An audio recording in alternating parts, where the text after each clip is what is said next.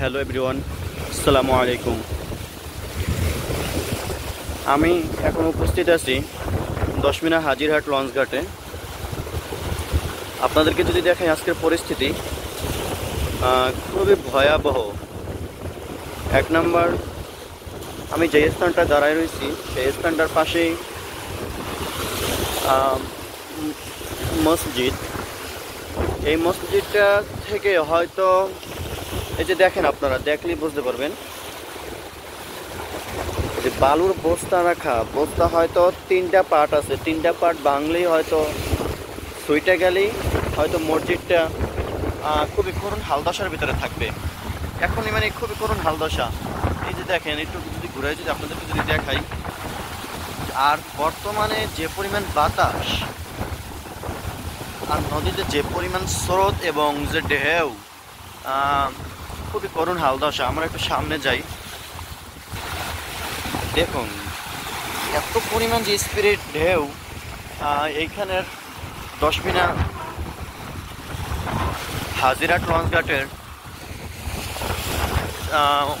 অনেক কিছু ভেঙে পড়ছে। যেমন লঞ্চঘাট হয়তো এটা ভাসমান অবস্থা থেকে ঠিক বোঝা যাইতেছে, কিন্তু পাশে দোকানপাট এবং সব কিছু ভেঙে পড়ছে। দেখুন কি পরিমাণ স্রোত।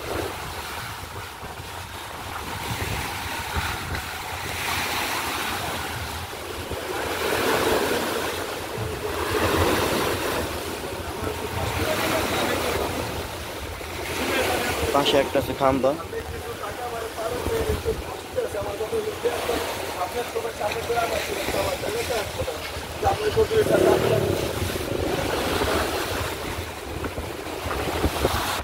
আপনাদেরকে যে জিনিসটা বলতে চাই, এই দোকানটার কোনো অস্তিত্বই নাই, শুধু নদীর ভিতরে হাওয়া অবস্থায় দোকানটা আছে।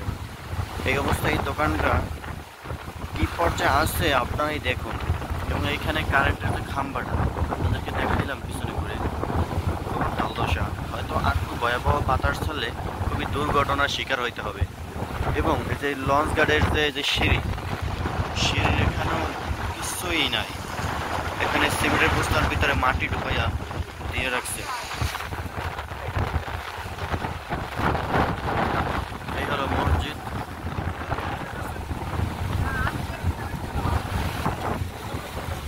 স্পিরিট যে বলতে আছে আপনারা দেখলে বুঝবেন। এবং নদীর যে স্রোত একটু দেখুন, সকলে খেয়াল করে, খুবই করুণ হালদশা। আল্লাহ তাআলা সকলকে হেফাজত করুন, তাদের পাশাপাশি আমাদেরকেও হেফাজত করুন।